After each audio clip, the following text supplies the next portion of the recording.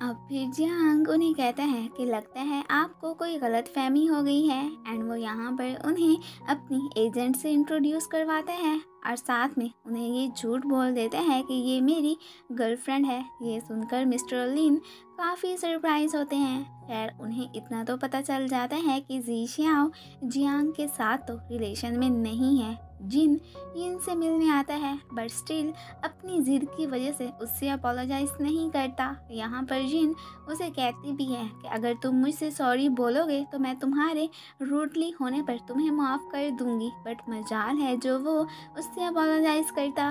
इस बात से जिन काफ़ी हर्ट होती है। गू जी श्याओ से मिलने आया होता है। यहाँ पर जी श्याओ टक्कर हो जाती है तो गू भाग कर उसके पास आता है और उसे उठाकर फिर अपने साथ हॉस्पिटल लेकर जाने लगता है। अभी वो हॉस्पिटल आई ही होती है कि तभी उसे डैड की कॉल आती है। वो अब उन्हें बताना तो नहीं चाहती थी कि मैं हॉस्पिटल में हूँ बट पीछे से नर्स की आवाज़ सुनकर उन्हें पता चल जाता है और वो दोनों फिर उसे देखने वहाँ जाने लगते हैं। जी श्याओ तो यहाँ पर इस बात से ज़्यादा सैड होती हैं कि गू उसे छोड़कर जर्मनी चला जाएगा। तो यहाँ पर वो उसे कहता है कि मैंने जर्मनी जाने वाला प्लान गिव अप कर दिया है सो तुम परेशान ना हो। तो इस बात से जी श्याओ फिर खुश हो जाती है। फिर अभी वो उसके वाउंड पे मेडिसिन लगा ही रहा होता है कि ऊपर से जी श्याओ के पेरेंट्स भी वहाँ पर आ जाते हैं और वो यहाँ पर गू पे गुस्सा होने लगते हैं कि आखिर तुमने मेरी बेटी की लेग पे खुद क्यों मेडिसिन लगाई है, तुम ये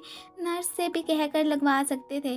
अब इस सिचुएशन को हैंडल करने के लिए वो उन्हें फिर बता देता है कि हम दोनों रिलेशन में हैं। ये सुनकर वो काफ़ी सरप्राइज होते हैं। मिसेस ली को तो इस बात पे कोई एतराज़ नहीं होता और वो फिर मिस्टर लिन को वहाँ से लेकर चली जाती हैं। सो फाइनली अपना रिलेशन बताने पर वो दोनों तो अब काफ़ी हैप्पी होते हैं। अब रात को जी शाओ जब घर आती है तो फिर मॉम अकेले में उससे बात करती हैं कि आखिर तुम दोनों कब से रिलेशन में हो। तो वो उन्हें बताती है कि बस थोड़ा ही अरसा हुआ है एंड यहाँ पर उन्हें इतना तो पता चल जाता है कि ये दोनों अपने अपने रिलेशन को लेकर सीरियस हैं। सो वो फिर इस बारे में मिस्टर लिन से भी जाकर बात करती हैं। अब वो भी इनके बारे में फिर सोचने लगते हैं। नेक्स्ट डे जी श्याओ के कंसर्ट का दिन होता है। यहाँ पर वो थोड़ी बहुत नर्वस होती हैं कि पता नहीं मैं स्टेज पर सही से परफॉर्म कर पाऊँगी भी या नहीं।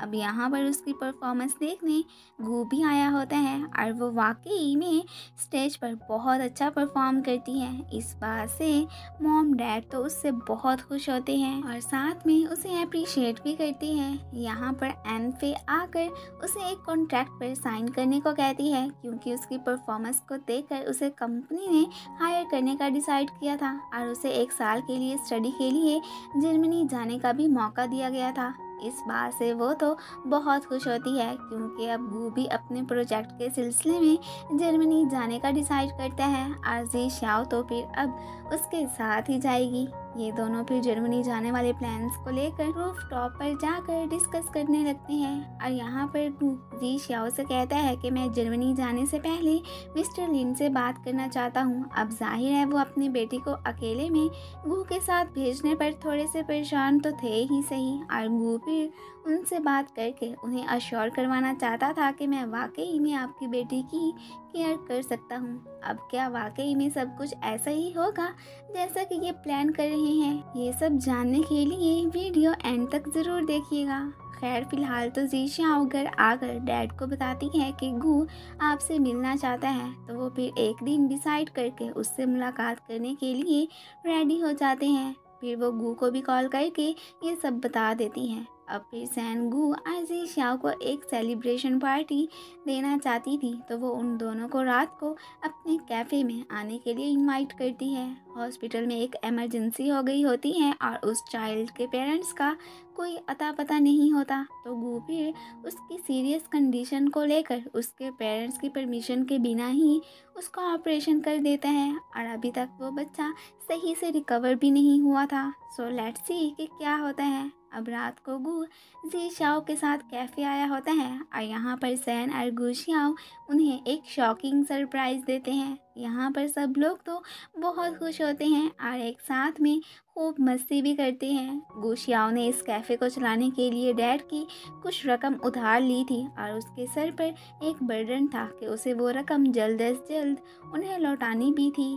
खैर यहाँ पर ये चारों तो फिर अपनी अपनी टेंशन्स को भुलाकर खूब ड्रिंक भी करते हैं। अब फिर बाद में गू जी शाओ को अपने फ्लैट में लेकर आता है और यहाँ पर वो उसे मैप दिखाकर कहता है कि तुम जहाँ जहाँ जाना चाहोगी मैं तुम्हें वहीं पर ही लेकर जाऊँगा। और वो यहाँ पर उन कंट्रीज़ को पिन भी कर लेते हैं। फिर गू यहाँ पर जी शाओ को किस कर लेता है एंड तभी उसे डैड की कॉल आती है तो वो फिर जल्दी से उसे बाय कहकर वहाँ से चली जाती है।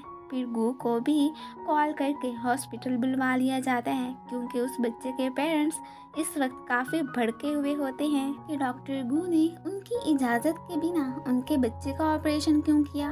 और वो उसे वार्न करते हैं कि अगर हमारा बेटा ठीक ना हुआ तो हम तुम्हें कहीं का भी नहीं छोड़ेंगे और साथ में उसकी फ़ोटो बना कर ही जाते हैं। इस बात से वो काफ़ी परेशान हो जाता है। फिर नेक्स्ट डे वो फिर जी शाओ के पेरेंट्स के लिए गिफ्ट्स वगैरह ख़रीदने उसके साथ ही आया होता है और फिर तभी डू उसे कॉल करके हॉस्पिटल आने को कहता है तो वो फिर उसे वहाँ से जाना ही पड़ता है। वाइस प्रेसिडेंट तो उस बच्चे वाले केस को लेकर काफ़ी सीरियस होते हैं और यहाँ पर गू को पता चलता है कि अब तो उसे उस प्रोजेक्ट के हवाले से जर्मनी भी नहीं भेजा जा रहा है। वो इस बात से काफ़ी सैड हो जाता है। फिर जी शाओ जब उससे मिलने आती है तो तब वो उसे ये बताना चाहता था कि मैं तुम्हारे साथ जर्मनी नहीं आ पाऊँगा बट वो नहीं बता पाता। जी शाओ फिर अब अपने कॉन्ट्रैक्ट पर साइन करने वहाँ से चली जाती है। गू के बारे में अब उस बच्चे के पेरेंट्स ने नेगेटिव न्यूज़ भी फैलानी स्टार्ट कर दी थी। वो अब आ जाके फिर से अपने पुराने वाले दोराहे पर आके खड़ा हो जाता है जो कि उसके टीचर की डेथ पर